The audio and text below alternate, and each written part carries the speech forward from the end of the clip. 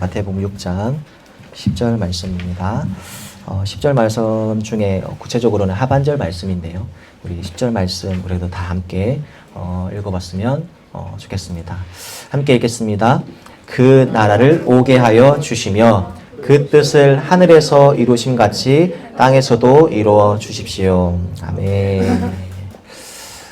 우리 오늘 설교 제목은 우리 하늘과 땅을 엮는 사명의 사람들, 하늘과 땅을 엮는 사명의 사람들이라는 주제로 우리 함께 살펴보았으면 좋겠습니다. 우리 일주일 동안 어떻게 사셨습니까? 네, 어떻게 학교 생활, 치열한 학교 생활, 어떤 또 일터에서 어떻게 사셨습니까? 오늘을 살아가는 우리 다음 세대뿐만 아니라 여기 보니까 30대들 다 계시는 것 같아요. 30, 40대. 네, 맞죠? 30, 40대. 네. 30, 40대들의 그 작년들의 그 일주일은 그야말로 치열한 땅의 전쟁터입니다. 직장에서는 또 생존을 해야 하고요. 그리고 학교에서는 또 경쟁 속에서 살아가는 그런 삶을 살아갈 때에 집으로 돌아오면 어떻게 보면 굉장히 우리의 어깨에 많은 무게감과 그리고 좌절을 경험하기도 하고 아픔을 경험하기도 합니다. 그런데 우리가 이 세상을 살아갈 때에 이 세상의 가장 큰 특징이 무엇인지 압니까? 세상의 특징. 바로 단절과 깨어짐의 세상이다라고 할 수가 있습니다. 영적으로 본다면 하나님과 인간 사이가 죄로 인해서 단절됩니다. 그리고 사람과 사람 사이에도 오해와 시기, 이기심으로 꽁꽁 묶여 있어서 서로 오해하기도 하고 자매 관계이지 하지만 형제이기도 하지만 오해 때문에 서로 싸우기도 한다라는 거죠. 그렇죠? 이제 예화 들기 너무 좋네요. 이제 자매들만 항상 있었는데 이제 형제들도 있습니다. 저 뒤에 그대로도 형제들이 있어요. 직장 그 상사와 또 부부와 직원 사이에서도 늘 막혀 있죠. 그리고 부부 사이에서도 단절되어 있고 부모와 자녀 간의 그 대화도 끊어져 있는 세상을 살아가고 있다. 마치 사방이 막혀서 우리가 답답한 땅의 현실 속에서 우리는 상처받기도 하고 그 가운데 낭망에 넘어져 있기도 한다는 겁니다.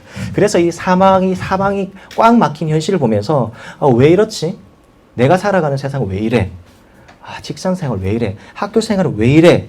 라고 생각하면서 좌절을 경험하기도 하지만 오늘 우리 그 자리에 서 있는 우리에게 하나님께서는 이런 기도의 메시지를 던지십니다. 우리 다 같이 오늘 본문인데요. 개역 개정 버전입니다. 다 같이 읽겠습니다. 시작. 뜻이 하늘에서 이루어진 것 같이 땅에서도 이루어지이다. 아멘. 그렇게 답답한 현실을 살아가고 있는 우리에게 세상이 꽉 막혀져 있고 단절과 깨어짐의 세상을 살아가고 있는 우리에게 바로 오늘 사명을 주시는데요. 막힌 세상을 하나님과 연결하고요.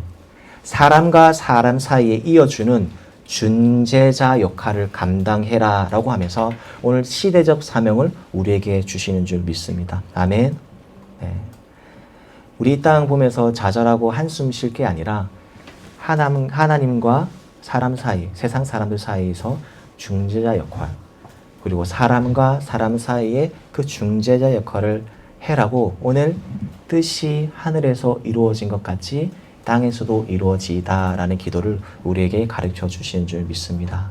그렇다면 오늘 본문 말씀을 통해서 하나님께서 우리에게 주신 세 가지 메시지가 있습니다. 하나님 뜻은 어떤 뜻인지, 그리고 이 땅에서 우리가 어떻게 살아가야 되는지에 대해서 우리가 세 가지 말씀을 함께 나누고자 하는데요. 말씀드리지 않아도 너무 잘 알고 계시는 뒤에는 저희 우리 설교 요약 노트입니다. 그래서 이거 집에 보관하고 계시면요, 연말에 그 다 연결해가지고 책장으로 이렇게 책으로 만들어 드리겠습니다. 잘 모아 두시면 감사하겠습니다. 첫 번째, 우리 하나님께 우리 주신 메시지 다 같이 읽어볼까요? 시작.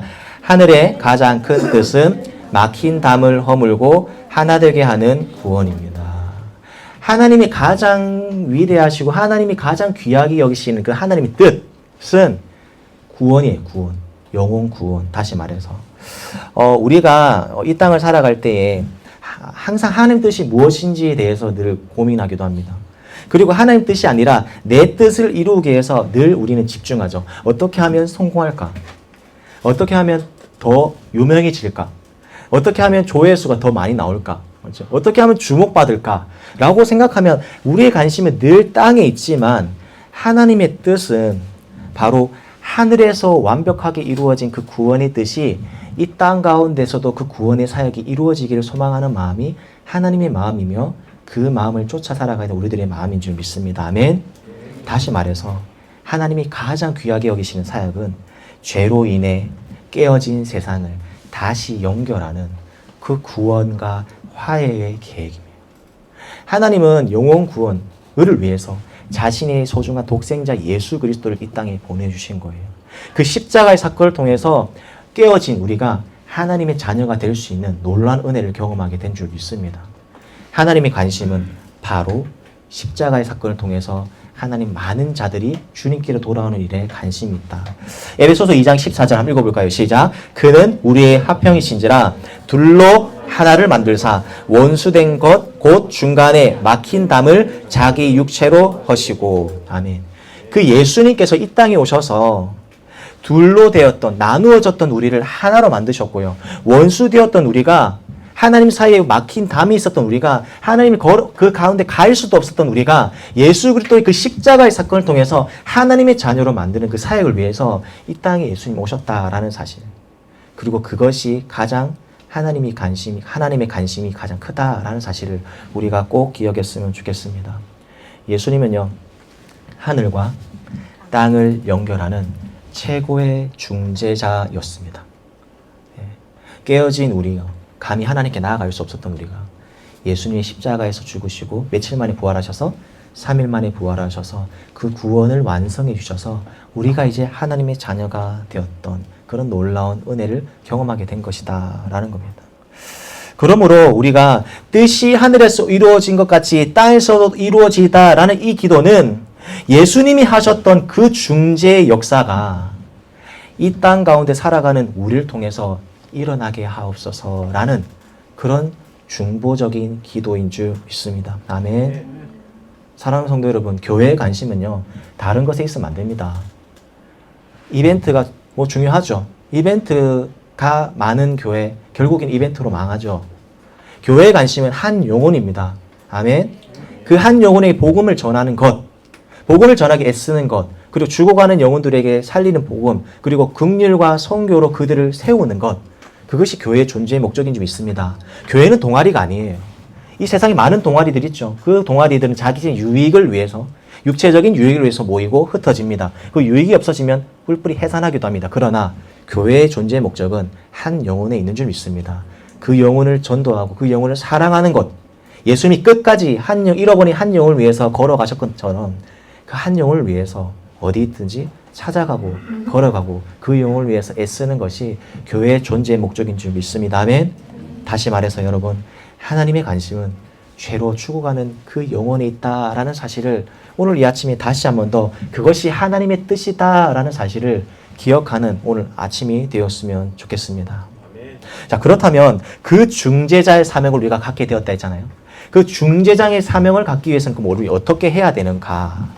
두 번째 읽도록 하겠습니다. 2대집니다. 시작. 내 뜻을 내려놓을 때에 비로소 중재자의 삶이 시작됩니다. 아멘. 내가 주인 되었던 그 욕심, 야망, 그것을 내려놓을 때에 비로소 우리가 중재자의 삶이 시작된다라는 것입니다. 우리는 늘 내 야망을 이루기 위해서, 내 욕심을 이루기 위해서 이 세상 속에서 내가 늘 인싸, 중심이 되고 싶어 합니다.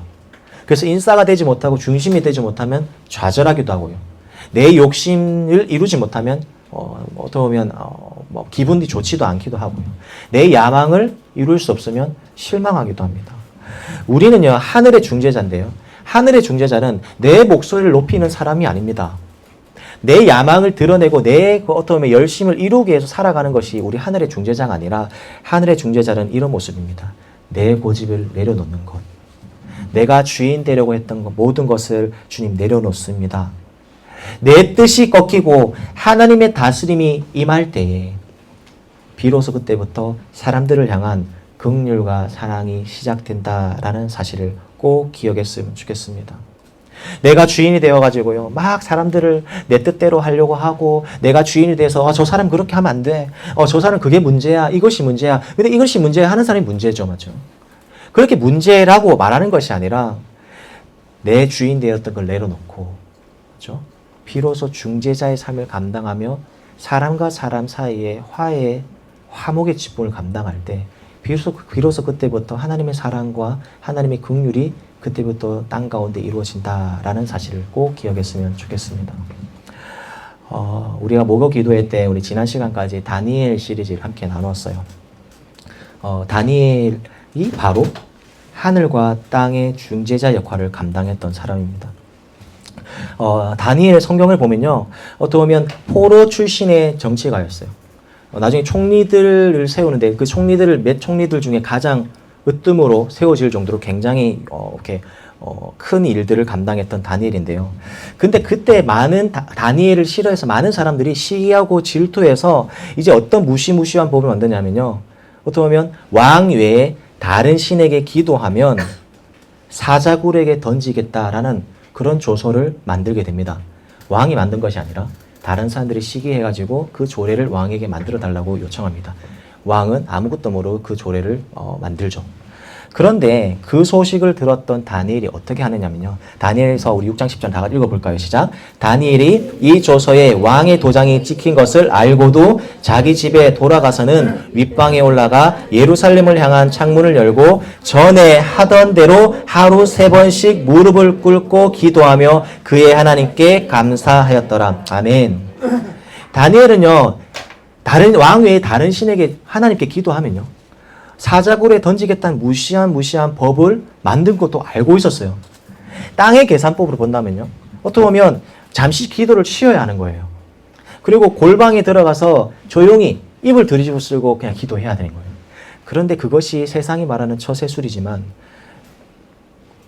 다니엘은 그렇게 하지 않습니다. 이 본문처럼 전에 하던 대로 3번 예루살렘에 향해서 창문을 열고 하나님 향해서 기도했던 이 다니엘.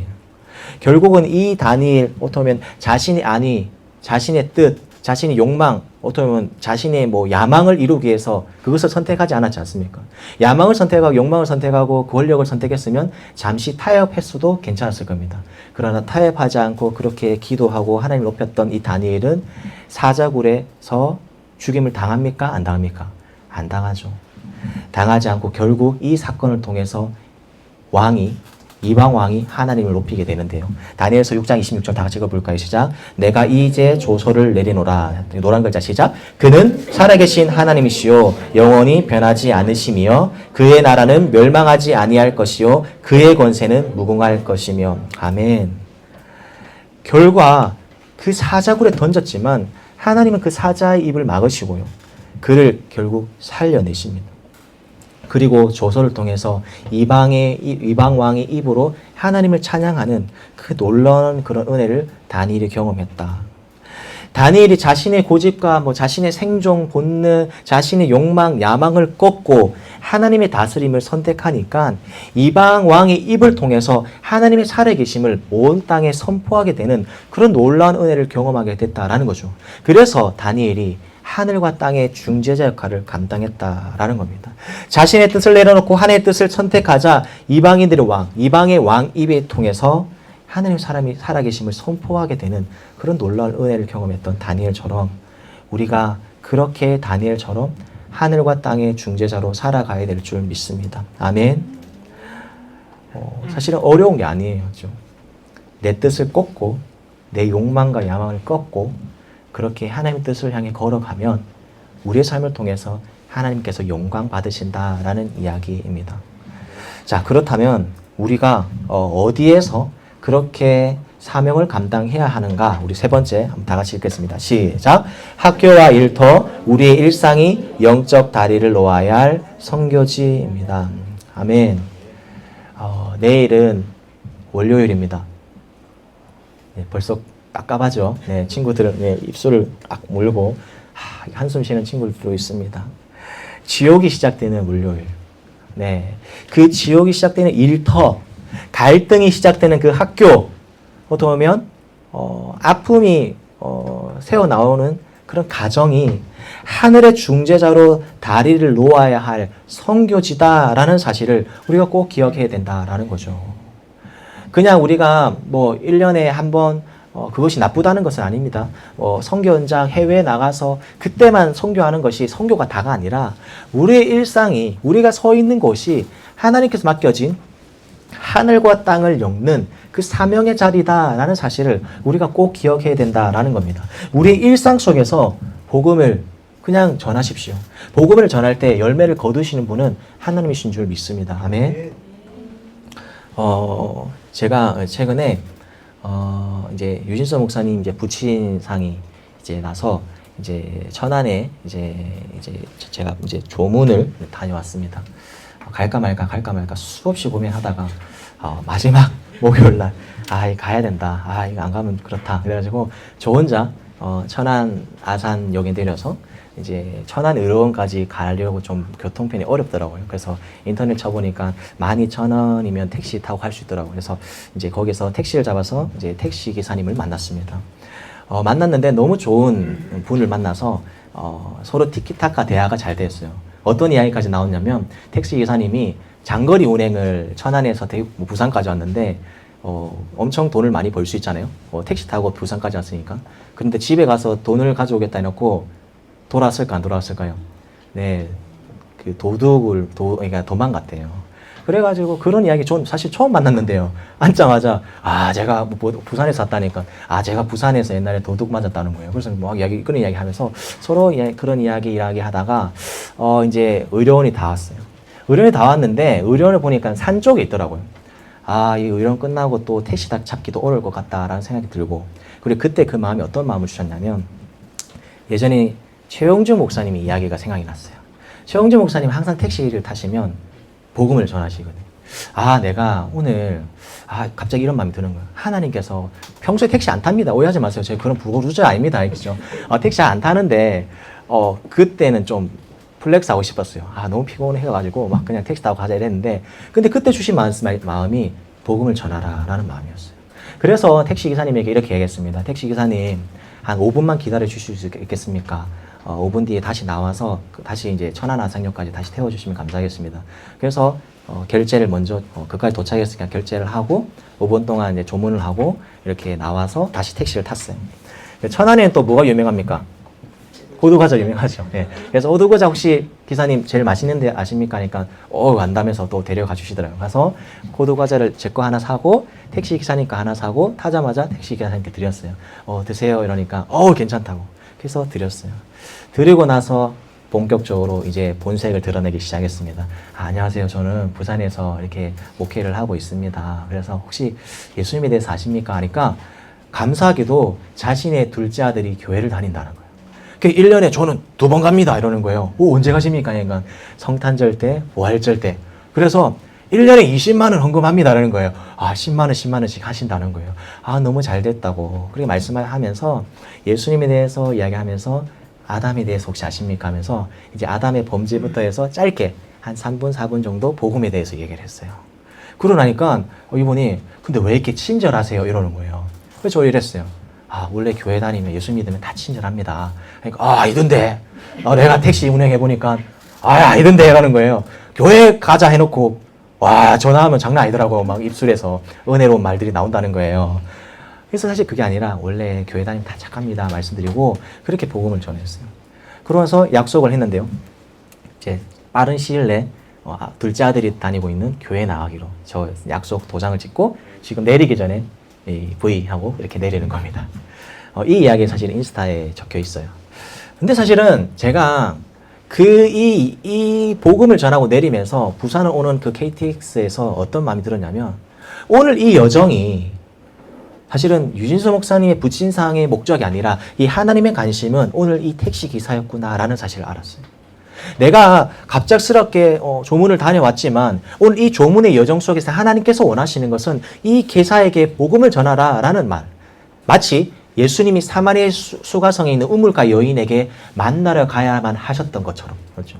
요한복음에 보면 사마리아를 지나가야 하는지라라고 나오거든요. 요한복음 4장에. 그 말이 영어로 must, 해야만 한다라는 의미 가지고 있어요. 그 헬라어로 데이라는 말을 갖고 있거든요. 데이는 뭐뭐 해야만 한다는. 가야만 했던 거예요. 왜? 사마리아 수가성 우물가 여인에게 복음을 전하야만 했기 때문이죠. 그런 것처럼 제가 이 여정 속에서 나의 일상 속에서 복음을 더 많이 전해야 되겠구나라는 것을 깨닫게 된 것입니다. 사랑하는 성도 여러분, 우리 일상 속에서 그렇게 우리가 복음을 전하면요, 그 열매를 거두시는 분은 하나님이신 거예요. 복음을 전할 뿐이죠. 전하면 그것을 받고 그 열매를 거두게 하신 분은 하나님이다라는 사실. 그리고 우리 학교와 일상에서 사람과 사람 사이에 화목의 중재자 역할을 감당했으면 좋겠어요. 제가 최근에 이제 신방을 하다가 이제 알게 됐는데 한 친구가 이렇게 세 명이 되게 친하다고 합니다. 그런데 세 명이 친한데 친한 두 친구가 계속 싸우는 거예요. 나는 A 친구도 잘 지내고 싶고 B 친구도 잘 지내고 싶은데 두 친구 싸우니까 굉장히 힘들다고 합니다. 그래서 제가 이야기했어요. 그 친구에게. 친구야, 네가 그 두 친구를 화해시켜야 될 지금 화목의 중재자가 되어야 될 것 같아 라고 이야기를 했어요. 그러니까 그래요? 이러더라고요. 네. 사실은 우리가 하늘과 땅을 엮는 사람들이라는 사명을 받았다면 하나님께서 주신 그 구원을 이 땅에 이루는 것도 맞지만 사람들 사이에서의 그 화목의 중재자의 역할을 감당하는 것이 예수님이 십자가에서 보여주신 사랑이며 우리가 제자로서 그 길을 걸어가야 되는 참된 제자의 길인 줄 믿습니다. 아멘. 우리는 하루하루 억지로 살아내야 하는, 하루하루 억지로 살아내야 하는 그런 하루살이 존재가 아니죠. 우리는 하나님과 세상을 연결하는 하늘과 땅을 엮는 사람인 줄 믿습니다. 아멘.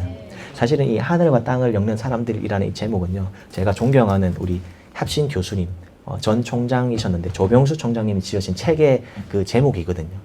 근데 오늘 본문을 묵상하면서 그래 맞다. 이것이 오늘 이 본문에 너무 적합하다. 하늘과 땅을 엮는 사람들. 여러분, 이 땅에서 내 뜻을 실현시키기 위해서 막 애쓰지 맙시다. 이 땅에서 막 내 야망, 어떻게 보면 내 성공, 저는 사실은 이 개척을 하면서 완전 다 내려놨거든요. 다 내려놨어요. 완전 없어요. 성공 없어요. 성공도 없고 아무것도 없고 그냥 어떨 때는요. 막 그냥 하나님께서 나하고 그냥 내 신앙을 위해서 이렇게 개척하게 하셨는가라는 생각도 들기도 하더라고요. 여러분, 이 땅에서 내 뜻을 실현하기 위해서 우리가 살아가는 존재가 아닌 거예요. 우리가 살아가야 되는 그 존재는 이 땅에서 하늘의 뜻을 실현시키기 위해서 살아가야 되는 존재인 줄 믿습니다. 그것이 하늘과 땅을 엮는 사명의 사람들, 바로 저와 여러분이 살아내야 될 삶인 줄 믿습니다. 사랑하는 성도들, 말씀을 마무리하고자 합니다. 우리의 일상은요, 그냥 매일매일 견뎌내는 것에 의미가 있지 않습니다.